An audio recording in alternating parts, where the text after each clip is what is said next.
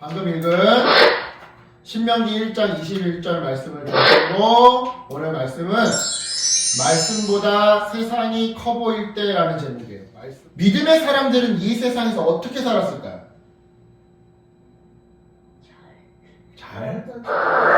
히브리서 11장 1절부터 2절은 이렇게 설명하는데요. 목사님이랑 재율이랑 같이 한번 읽어볼게요. 우리 쉬운 성경이에요. 히브리서 11장 1절부터 2절 시작. 믿음은 우리가 바라는 것들에 대해서 확신하는 것입니다. 또한 보이지는 않지만 그것이 사실임을 아는 것입니다. 옛날 사람들도 믿음으로 인정받았습니다. 아멘. 보이지는 않지만 그것이 사실임을 아는 것. 그게 믿음이래요. 자, 방금 읽은 이 말씀처럼 믿음의 사람들은 눈에 보이지 않지만 하나님의 존재와 그분의 약속을 믿으며 살았어요. 대표적인 게 아브라함이죠? 그죠? 하나님이 보이지 않지만 하나님을 믿고 또 내가 너에게 아들을 줄게 라는 그 약속 눈에 보이지가 않잖아. 무슨 뭐 이렇게 서약서를 써준 것도 아니고 그치? 눈에 보이지는 않았지만 하나님의 그 약속을 믿으며 살았다 이 말이지. 그치? 여러분 이게 바로 믿음의 삶인 건데요. 이와 같은 믿음의 삶은요 하나님께 기쁨이 돼요. 다시 말해 이와 같은 믿음의 삶을 우리 하나님께서 기뻐하시더라 이 말이죠. 이처럼 하나님을 믿는 사람들은 눈에 보이지 않는 하나님과 그 하나님의 약속을 더 의지하며 살아가는 자들이에요. 하지만 반대로 하나님을 믿지 않는 사람들이나 믿는다고 말하면서도 실제로는 믿지 않는 사람들은 눈에 보이는 세상을 더 의지하며 살아가는 자들이죠. 그런 맥락에서 구약시대 때 광야를 통과하던 이스라엘 백성들도요 하나님을 믿는다고 했지만 실제로는 보이는 신들, 보이는 우상들, 보이는 세상을 더 의지하며 살았는데요. 오늘 본문 말씀을 통해 이스라엘 백성이 구체적으로 어떻게 살았는지 한번 그 한 단면, 한 사건을 살펴보도록 할게요. 자, 신명기 1장부터 4장까지는요 모세가 과거를 회상하면서 설교하는 내용이에요. 이 설교에서 특별히 모세는 광야 40년 유랑 생활 동안 이스라엘 백성이 어떻게 살아왔는지를 중심적으로 설명하는데요. 그중 오늘 신명기 1장 내용은 40년 전 이스라엘 백성이 출애굽한 이후에 가나안 땅을 정복하기 위해서 정탐꾼을 보냈던 사건을 언급해요. 정말 그러한지 우리 19절을 한번 목사님과 함께 읽어볼게요. 역시 쉬운 성경 버전으로 신명기 1장 19절 함께 읽어볼게요. 시작. 우리는 우리 하나님 여호와께서 명령하신 대로 시내 산을 떠났소. 우리는 아모리 사람들이 사는 산지 쪽으로 가다가 여러분이 보았던 넓고 무서운 광야를 지나 가데스 바네아에 이르렀소. 아멘. 가데스 바네아. 방금 우리가 읽었던 것처럼 당시 이스라엘 백성은요 광야를 지나 여기 이 가데스 바네아라는 거, 이 가데스 바네아라는 곳에 머물게 도착하게 되었어요. 그리고 그곳에서 모세는 하나님이 가나안 땅을 우리 이스라엘 백성인들에게 주셨으니까 전쟁으로 이 땅을 차지하자고 말했죠. 하지만 백성들은요 모세에게 그 땅을 차지하기 전에 먼저 좀 정탐꾼을 보내서 적들은 좀 싸움을 잘하는지 못하는지, 그리고 그 땅이 정말로 비옥한지 아니면 뭐 좀 황폐한지 뭐 이런 것들을 알아보자고 말했는데요. 그러한 백성들의 요구에 모세는요 각 지파마다 한 명씩, 그러니까 12지파니까 12명의 정탐꾼을 뽑아서 가나안 땅으로 보냈어요. 그렇게 해서 정탐을 하러 갔다 돌아온 정탐꾼들은요 가나안 땅에 있는 과일들이 있죠. 과일들을 가지고 돌아왔는데요. 그들은 모세와 백성들한테 그 과일을 보여주면서 그 땅은 하나님이 주신 땅으로서 아주 비옥한, 아주 좋은 땅이라고 말했어요. 하지만 12명 중에 나머지 10명은 그 땅의 원주민들이 키도 크고 싸움도 잘하게 생겨서 막 덩치도 크고 근육도 우락부락하게 이렇게 생겨서 자신들은 우리들은 그 좋은 땅을 차지할 수 없을 거라고, 분명 전쟁에서 질 거라고 말했죠. 그러자 이스라엘 백성들은요 심리적으로 막 흔들리기 시작했어요. 겁을 집어먹고 막 요동치기 시작했어요. 즉 백성들은 눈에 보이지 않는 하나님의 말씀이 아닌 눈에 보이는 이 10사람들, 10명의 정탐꾼들의 말에 더 귀를 기울였던 거죠. 이처럼 백성들이 동요하기 시작하자 모세는요, 과거 출애굽을 했던 것처럼 이번에도 하나님이 백성들보다 먼저 앞서 나가서 직접 싸워주실 것이니까 두려워하지 말라고. 너네들 홍해의 기적 체험해 봤잖아. 두려워하지 말라고 백성들을 격려하고 안심시켰는데요. 하지만 이러한 모세의 노력은요, 전혀 소용이 없었어요. 왜냐? 백성들이 이미 두려움과 공포심과 불평과 원망이 짓눌려 버렸거든요. 하지만 그럼에도 모세는 포기하지 않고 계속해서 백성들을 설득했는데요. 모세는 하나님이 지금 이 가데스 바네아에 도착하기까지 이스라엘 백성들을 얼마나 복되고 안전하게 인도하셨는지를 설명했어요. 바로 본문 33절인데요. 우리 함께 읽어볼게요. 33절 시작! 여러분이 이동할 때는 여호와께서 앞서 가셔서 여러분이 진칠 곳을 찾아주셨소. 밤에는 불로, 낮에는 구름으로 인도하셨고 어느 길로 가야 할지도 보여주셨소. 아멘. 그래요. 밤에는 너무 춥고 낮에는 너무 더운 이 광야의 살인적인 날씨, 일교차를 잘 알고 계셨던 하나님은요, 이스라엘이 광야를 행진할 때 밤에는 불기둥으로 따뜻하게 해주시고 낮에는 구름기둥으로 그늘을 만들어서 시원하게 백성들을 인도해 주셨어요. 그리고는 그 불기둥과 구름기둥의 진행 방향을 통해서 어디로 가야 할지도 알려주셨죠.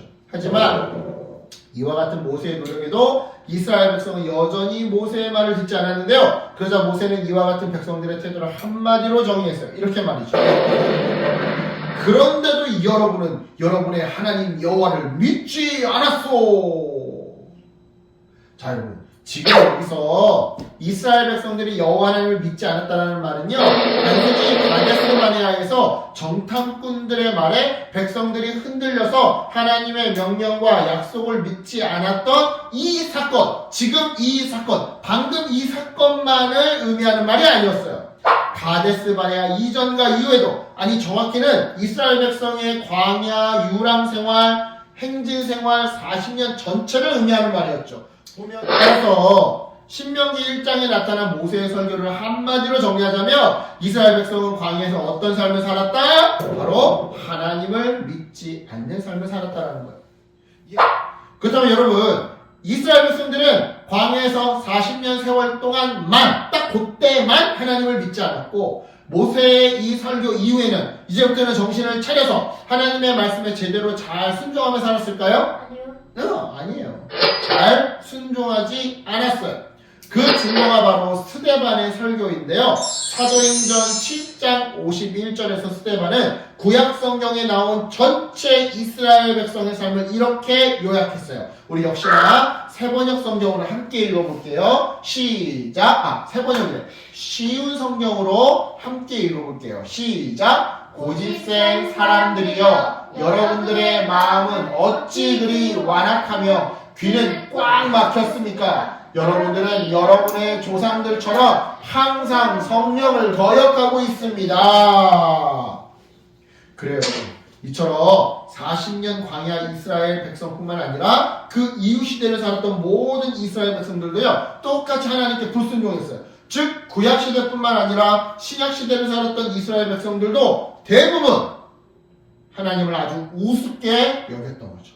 안 들려 이러면서. 여러분, 그렇다면 우리는 어떨까요? 우리는 이스라엘 백성과 다르게 하나님을 사랑하며 하나님께 순종하고 있을까요? 아니요, 그렇지 않아요. 이 부분에 있어서 바울은, 그러니까 이스라엘 백성만 하나님께 불순종하는 게 아니라 모든 사람이 하나님을 거역하고 불순종하는 자들이라고 설명하는데요. 로마서 3장 10절을 쉬운 성경으로 목사님이 한번 읽어볼게요. 성경에 이렇게 기록되어 있습니다. 의인은 한 사람도 없다. 의인은 한 사람도 없다. 그래요. 이처럼 이스라엘 백성뿐만 아니라 우리를 포함한 모든 사람들도 하나님 말씀에 순종할 수 없는 죄인들이에요. 즉 이스라엘 백성과 나는 다르다며 자만하면 안 되더라는 것이죠. 저 못된 사람들, 나는 저런 상황에 놓이면 쟤네들하고 다를 거야. 나는 하나님 말씀 잘 믿을 거야. 나도 저렇게 가데스 바네아에서 정탐꾼으로 보낸다면, 나를 보내준다면 나는 하나님 말씀 믿으면서 저들이 비록 생긴 건 막 우락부락 강호동처럼 생기고 막 이렇게 생겼어도 우리가 하나님이 이긴다고 했으니까 우리가 이길 수 있으면 나는 이럴 거야. 이렇게 자만하면 안 돼. 그렇다면 우리는 어떻게 해야 할까요? 우리 역시 죄인이니까 오늘 본문 속 이스라엘 백성들처럼 그렇게 그냥 세상만 바라보면서 좌절하고 그 좌절을 에너지 삼아서 하나님을 불평하고 불만하고 옆사람 시기 질투하며 살아가면 되는 걸까요? 아니죠. 아니겠죠. 그 반대로 우리는 이렇게 살아야 하는데요. 먼저 첫 번째로 우리의 힘으로는 하나님의 말씀에 순종할 수 없다는 것을 먼저 인정해야 돼요. 인정하는 거예요. 하나님, 저는 하나님 말씀에 순종할 만한 능력이 없습니다. 사실 저는 비겁하고요. 용기도 없고요. 물론 때로는 남을 잘 도와주기도 하지만 정작 어렵거나 내가 싫은 일에 대해서는 고개를 절레절레 흔들고 도망가는 비겁한 사람입니다. 착한 척하지만 사실 저도 욕심도 많고요. 비교의식도 많고요. 양보도 못하는 부분도 많아요. 하면서 인정하는 거예요. 우리의 힘으로는 하나님의 말씀에 100% 순종할 수 없다는 것을 먼저 인정해야 돼요. 즉, 사람은 죄가 있기에, 이기심이 있기에, 자기중심적으로 생각하는 성향이 있기에 하나님의 명령에 순종할 수 없다는 것을 인정해야 한다 이 말이죠. 그리고는 둘째, 우리 대신 하나님 말씀에 순종해서 십자가에 달려 죽으신 예수님을 믿어야 하는데요. 예수님은 십자가에서 불순종의 결과로 우리가 겪어야 할 영원한 죄의 형벌을 대신받아 죽으셨어요. 하나님 말씀에 순종해서 십자가에 달려 죽으셨어요. 그래서 우리는 예수님을 믿을 때 불순종한 우리의 모든 죄를 영원히 용서할 수 있게 되었죠. 뿐만 아니에요. 예수님이 하나님 앞에서 완전하게 순종하신 그 완전한 의를 우리도 같이 전해받게 되었는데요. 그 덕분에 우리는 말씀에 순종할 수 있는 능력을 얻게 되었어요. 다시 말해서 예수님을 믿는 자는 십자가로 모든 죄를 용서받고 동시에 예수님의 그 완전한 순종의 의를 전해받기에 말씀에 순종할 수 있는 능력, 마치 자동차로 따지자면 엔진이 주어지더라는 것이죠. 우리 안에. 따라서 마지막으로 셋째, 말씀에 순종할 수 있도록 힘을 주시는 그 예수님을 날마다 바라보고 의지해야 하는 건데요. 자, 우리한테 엔진을 누가 줬다고? 예수님. 그 예수님을 날마다 바라보고 의지해야 하는 건데요. 우리는 물론 말씀에 순종할 능력을 이미 받았다고 했어요. 엔진을 받았다고 했어요. 그죠? 언제? 예수님 믿을 때. 하지만 그 능력이 잘 작동되려면 성령 하나님의 은혜가 필요한데요. 우리가 날마다 주님을 의지하고 바라보잖아요. 힘든 순간에도 이렇게 구렁텅이에 빠져있는 것 같은 그렇게 힘들고 어려운 순간에 주님을 바라보고 의지하잖아요. 순종해야 되는데 순종이 잘 안 되는 이 내 마음의 더럽고 이 완악함 그 속에 빠져 있을 때 주님을 바라보고 의지하잖아요. 그러면 성령님이 우리 안에 있는 그 말씀에 순종할 수 있는 능력에 힘을 부어주셔요.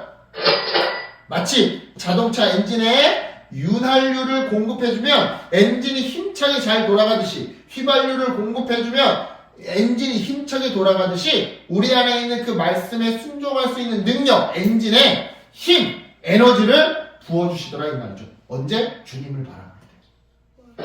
이처럼 여러분, 우리는 보이지 않는 하나님을 바라볼 때 눈에 보이는 이 세상의 힘에 눌리지 않고 말씀에 순종하며 살아갈 수 있어요. 이것이 바로 하나님을 믿는, 하나님이 믿는 우리에게 주시는 은혜인 것이죠.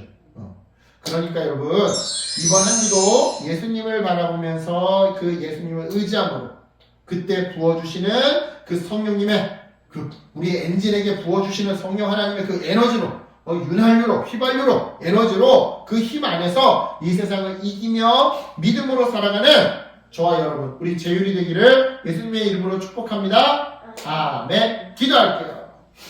하나님 감사합니다. 오늘